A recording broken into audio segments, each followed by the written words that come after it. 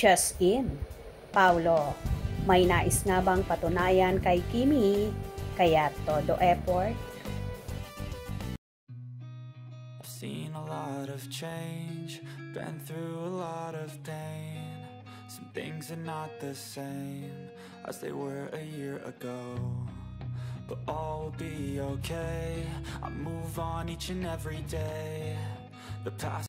Kamakailan nga ay naging panauhin ang hunk actor at kapamilya star na si Paolo Abilino sa binibining Moncayo Grand Coronation na naganap sa Moncayo Dome sa Davao noong nakaraang September 12, 2024. Dito nga sa isang kinantahan ni Paolo ang mga kandidata kung saan may isang binibini na halos maglupasay sa saya nang hawakan ang kamay niya at halikan ni Paolo. Hindi na nga nakapagpigil ang kandidata na ito kung saan niyakap-yakap niya ang aktor at kilig na halos maglulundag sa saya, kung saan natawa pa si Paolo sa naging reaksyon ng kandidatang ito sa kanya. Naggagandahang mga binibini nga ang kinantahan ni Paolo at super sexy pa. May ilan naman na nagsasabi na lagot daw ang aktor sa napapabalitang kasintahan na niya, ang multimedia idol at TV host actress na si Kim Chiu. Samantala, updated naman sina Kim at Paolo sa isa't isa kung saan palaging busy sa kanilang mga cellphone kapag may pagkakataon.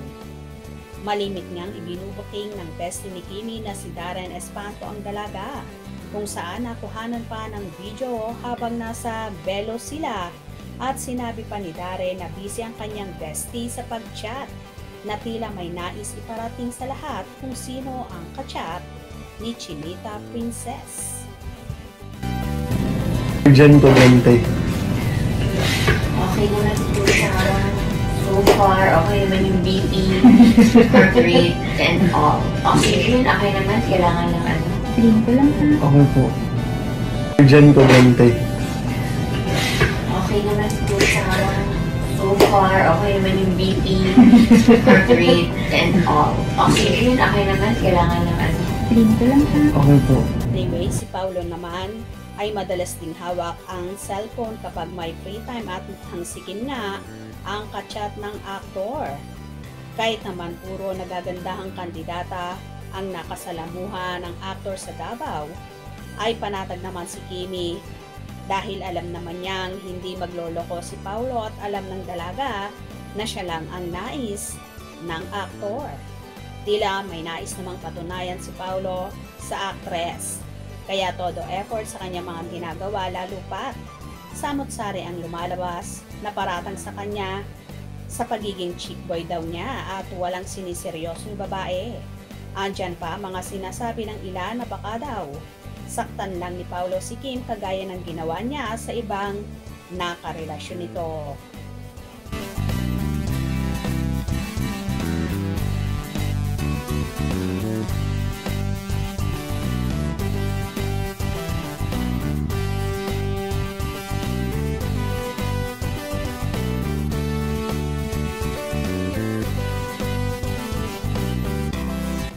Hindi naman siguro ganito si Paolo at pure ang intention niya kay Kimi. At for sure seryoso siya sa dalaga.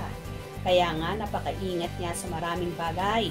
At ayaw na ayaw niyang nakakaladkad ang name ni Kim dahil alam naman ng lahat na love niya talaga ang dalaga. Na ngayon lang siya naging all out sa social media sa lahat ng mga naging exes niya. Dito pinapakita talaga niya kay Chinita Princess kung ano ang nakakapagpasaya sa dalaga na ibang-iba sa naging past ni Paolo na hindi siya ganito ka-open sa publiko.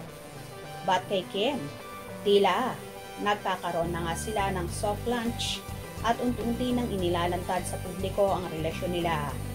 Kagaya naman ang pagbabandera nila ng mga photos nila sa Los Angeles, California after na naging show nila sa Asap Natin To.